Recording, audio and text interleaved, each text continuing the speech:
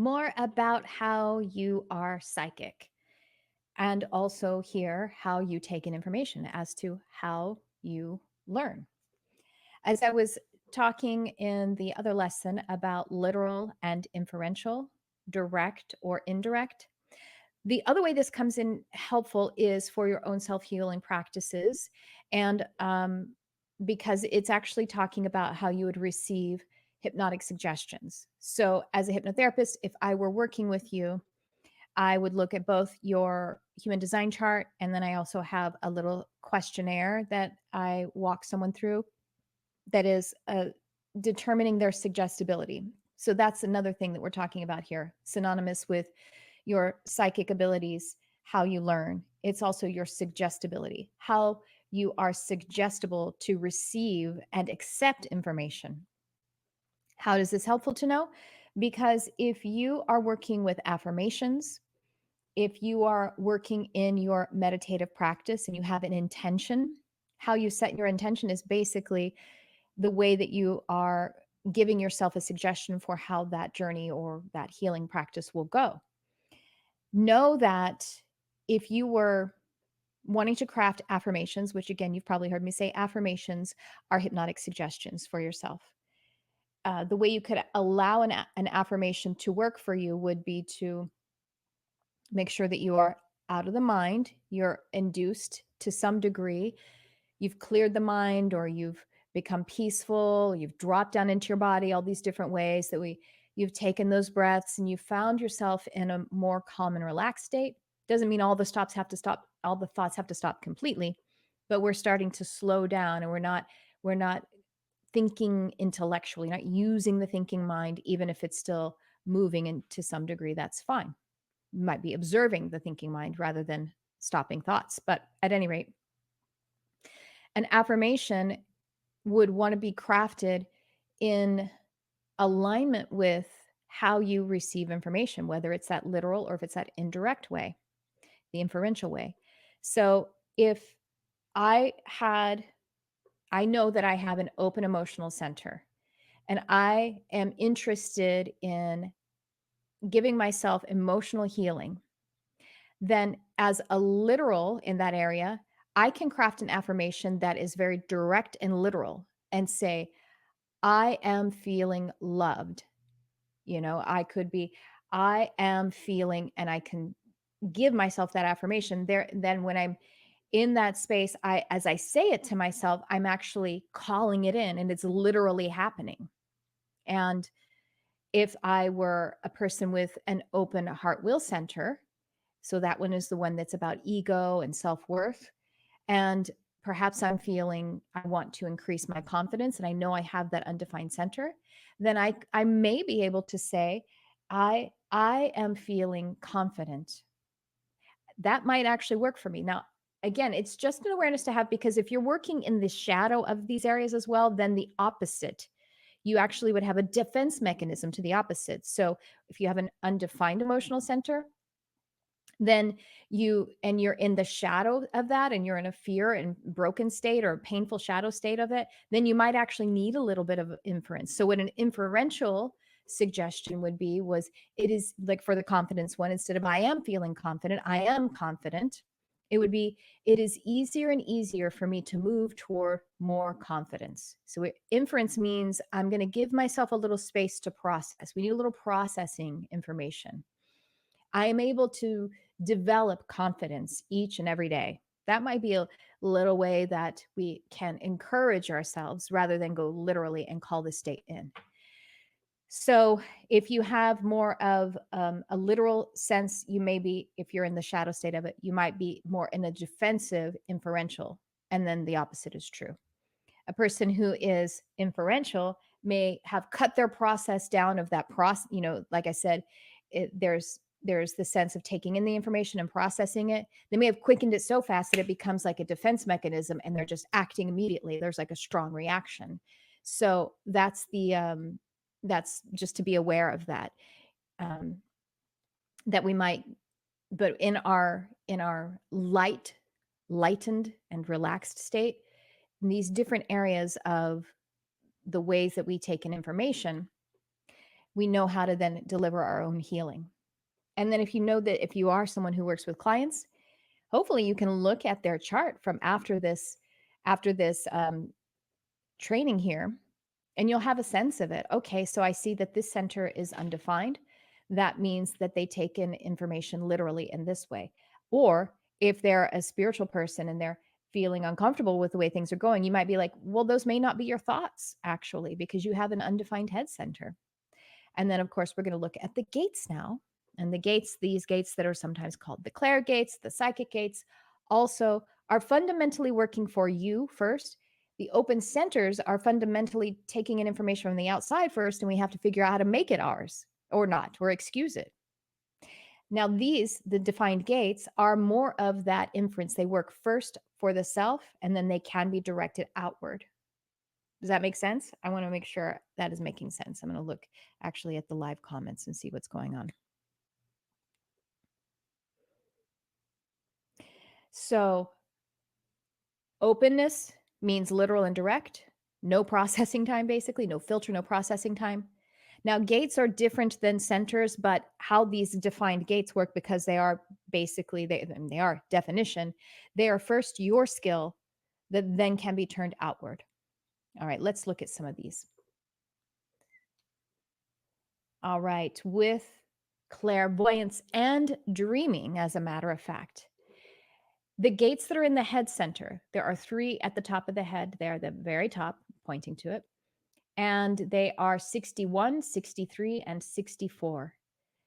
This would indicate a dominant tendency for clairvoyance and to have a talent in intuitive dreaming, that your dreams may be pulling in that information for you about the spiritual realms or about your life, about the things that will be helpful in your life. Once again, reiterating, if you don't have any of those gates, it doesn't mean that you aren't clairvoyant, and it doesn't mean that you don't dream. I don't have any of those gates. I am clairvoyant, and I do dream, and I do use my dreams for my personal life, my healing, and also for others. So I often, before a session, even though I don't know that I'm dreaming on behalf of my client, when I show up to the session, sometimes the dreams that I had either last night or the night before actually directly correlate. They were actually dreamt on behalf of my client, meaning that their guides, my guides, got together and said, hey, there's going to be this service happening. Let's give that information now during this easy time of sleep. So, but is it my first thing? So to me, again, I think about it as the dominant hand. And since for me, it's like when my cup gets filled up with my dominant psychic sense, which mine is clairsentience, then it becomes something more because I'm reaching with that second hand of clairvoyance. And I actually have, as that secondary one, it's helping me to get a better handle on it, if you will. It's helping me to further define it because the energy has now overflowed into my supporting. That's another way to think of it, supporting psychic senses. That's the head gates. And then next we have the gates that are in the spleen. So the spleen and also the solar plexus, but the clairaudience gates. So the other thing to note is, as we know, this gate 57 is in the spleen. It indicates clairaudience. This gate 57 is also, it's just a really instinctive, all around, highly instinctive, and it will come through as clairaudience, highly instinctive in all ways. So it is called, like, it kind of is dubbed psychic gate. But what's important to remember is that it's fundamentally an instinctual survival kind of psychism. Doesn't mean that it's not also for these other kinds of divine direct connection to, higher realms, but it is first the purpose of the spleen and its gates are for the physical life and the physical well-being and the physical survival. So if you are, for example, a splenic authority, it is the authority for you and for yourself. So the clairaudience with the gate 57, its fundamental purpose is for yourself, your health, your well-being, your immunity, what is healthy, and fear. And again, you can think about fear in the healthy sense, and also for the collective around you. But it also can be, obviously, the angelic realm is concerned about our physical survival, right? So it's, again, not like it's not for that as well, but it's fundamentally, it builds upon what is important for you in that area. And then also gate 22 in the solar plexus, and that one is actually dubbed the gate of hearing. And it's a part of a circuit, which I'm not going to go into circuits this time because I felt like it was going to be too much. So just again, know that this set of lessons is not complete on purpose. That there is a circuit that this is involved in that indicates clair cognizance and clairaudience. But at any rate, in the solar plexus, so think about again the implications of the solar plexus. As we know, it is an emotional center.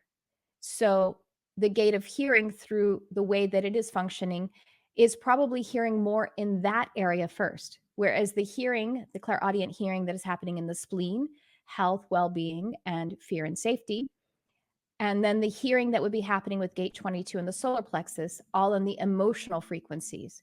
So, you all, we've had a couple of lessons on the different kinds of clairs or the psychic senses. And the thing about the clairaudience is that some people do hear clairaudiently in like maybe tones. It's usually something akin to a voice. Now, there is a thing to note about the voice, though, because I've had people ask me before, well, what does the voice sound like? Whose voice is it? And it's not necessarily like it sounds, I think people are getting it again confused with the physical senses. It's not just like you're hearing just like you do with your physical ears, but it's just no one else can hear it.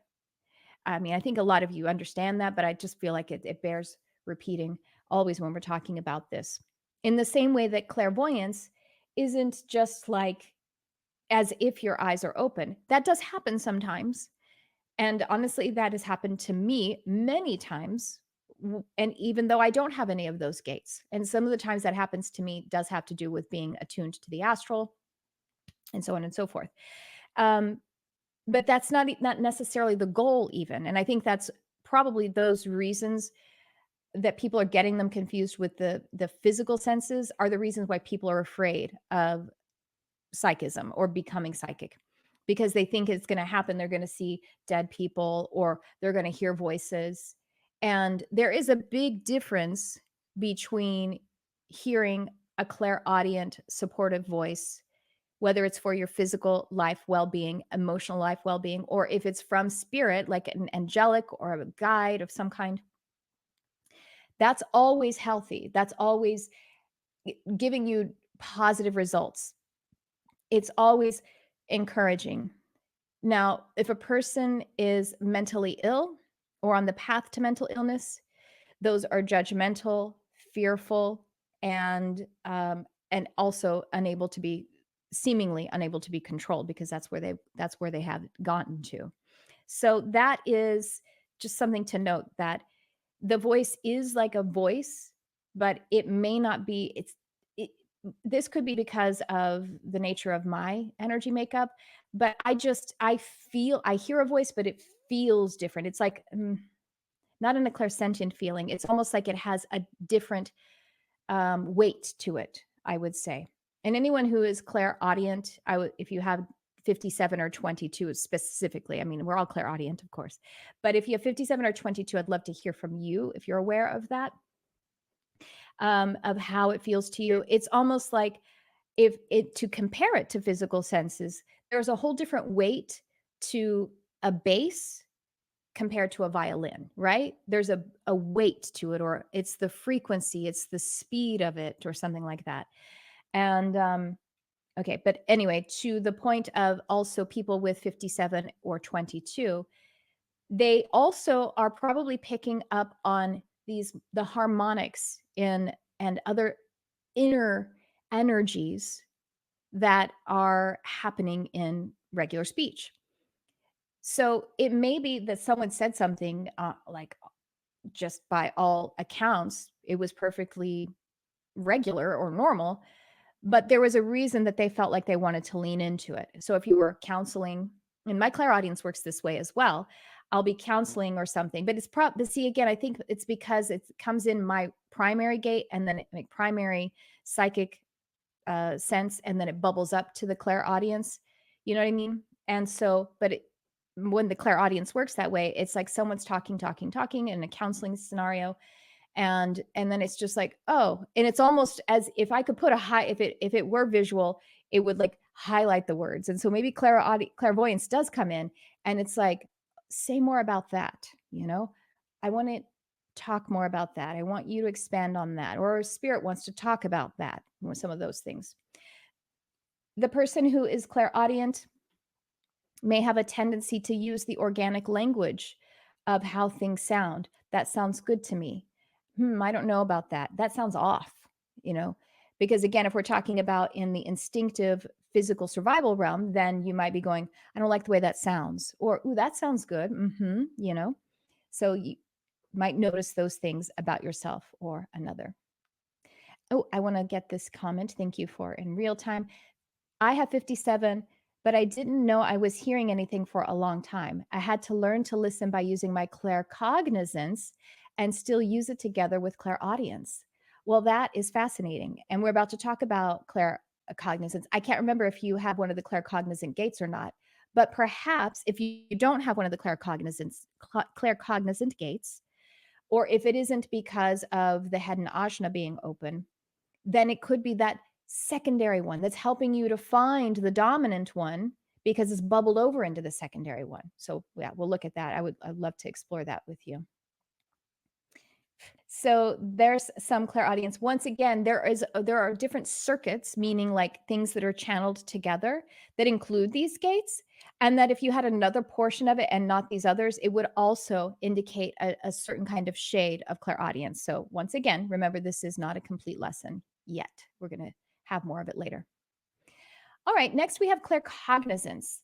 And so, as you are probably aware, claircognizance is the instant state of knowing.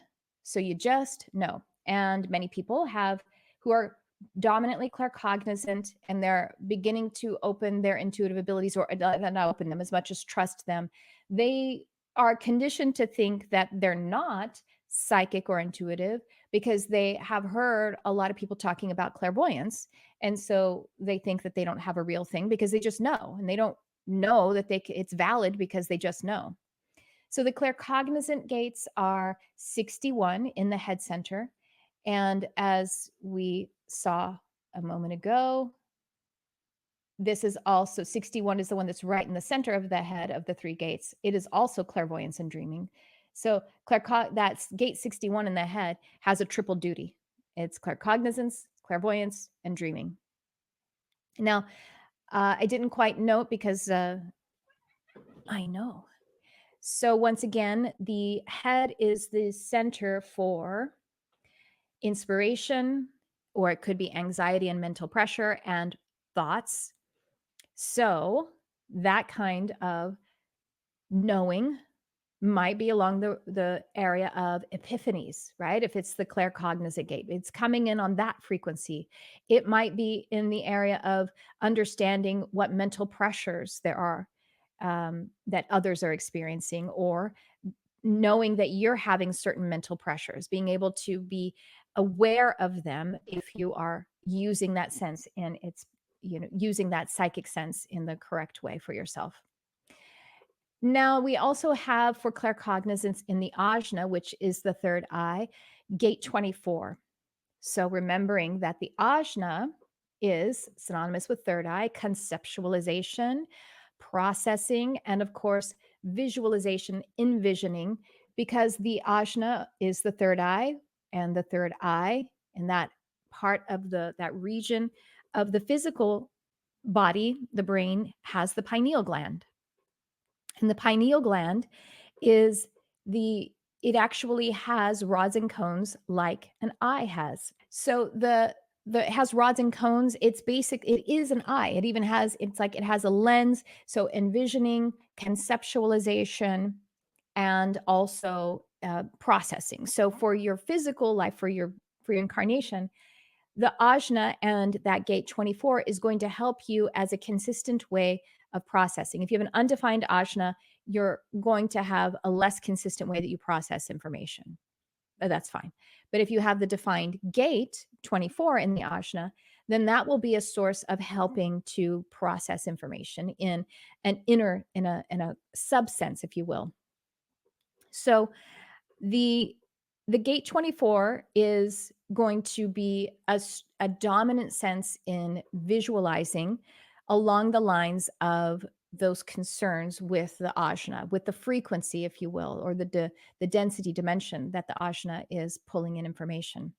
So that is, now, can it expand to everything else? Absolutely. But you might notice, if you have that, how that is emphasizing in that area. And then there's also a claircognizance gate in the spleen. And of course, we've talked a lot about the spleen. Spleen is a very psychic, instinctive center. And it's a sudden knowing, and in the area of survival and well-being. So you can imagine that, again, that encompasses all of the dimensions of you, but it's foundationally there in that instinctive survival area. And oh, actually, good to know. Thank you. They're reminding me. Good thing to know about that, especially with the spleen claircognizance 32 and all of the gates that are in the spleen. And if you have a defined spleen, is because it's about survival, it's meant to be immediate. And that it speaks now and not again, because immediately you need to be out of harm's way. If you were being chased by a lion, then it would take you out of harm's way of the lion, and it wouldn't think about the lion again. That's not its concern about what could happen or what would happen. That's a shadow aspect of being caught in fear. That's not true survival fear. True survival fear is only in the now, a good, healthy fear. So the splenic kind of claircognizance is in the now and forming on the now. All right. There is clairolfactance. That is also in the spleen. It's really, and so clairolfactance is the sense of smell, the psychic sense of smell. And that is often, again, not like you definitely are smelling it outside of yourself. Although sometimes when I've had some clairolfactance that it seemed like I was smelling it outside myself, but then I would go to chase it. Like, where's that coming from? You know, when there's this smell, you're like, oh, I smell a banana. Is there a banana somewhere? And then you go and you find it. It leads you there, right? When it's a non-physical smell that you're smelling, it it is stimulating it on the physical plane for you, but it's not in the physical plane. So it's on the physical plane as it's stimulating those senses within you. But when you go to look for it, it may not be there. And so that has happened to me before. The people with that gate 44 in the spleen, in addition to that, you may think of it in the organic language of things, like that smells off. You know, I I, I don't like the way that smells. Something's rotten. You know, that kind of thing, whether you actually say it or you think in those terms. It's also like a picking up of a even more, as I was saying with clairaudience, you might be picking up on subtle frequencies within people speaking, or even subtle harmonics of sounds, subtleties of cadence that, can't be like objectively proven or observed, but you're picking up on these things, and they're almost they're ineffable, they're ephemeral. Same thing with the clairolfactance. I think that what I've observed and what spirit has shown me, I guess, is my assertion of this, is that a clairolfactant, and I guess it's actually, I'd be saying clairolfactant, but I usually cancel out that second syllable, that third syllable. The clairolfactant is drawing things in almost on an enzymic level. So there is, for example, things like women syncing up their cycles. That is something that might be happening on an enzymic level. And but the thing about it is that the ends that can happen with people that are not proximate. So even though enzymes are a physical manifestation, they're also energetic. And so that's just what I've heard, that it can correlate to that. So it can be tapping into it in a physical sense, but it also doesn't need the physical material. It can be still an energetic undertone of it. So it's just the sense of, it's these people, like you even see them going like, you know what I mean? They get a sense. It's so similar. It has a similarity to claircognizance, but it's really about, you know, this kind of sleuthing affect, I think. That's what it looks like to me. All right. And next we have clairsentience, which is gate 19, and that is located in the root center. Remembering that the root center is the center for pressure, life fuel, and stress. What's really interesting about this gate 19 is that it also indicates a a genetic predisposition for synesthesia.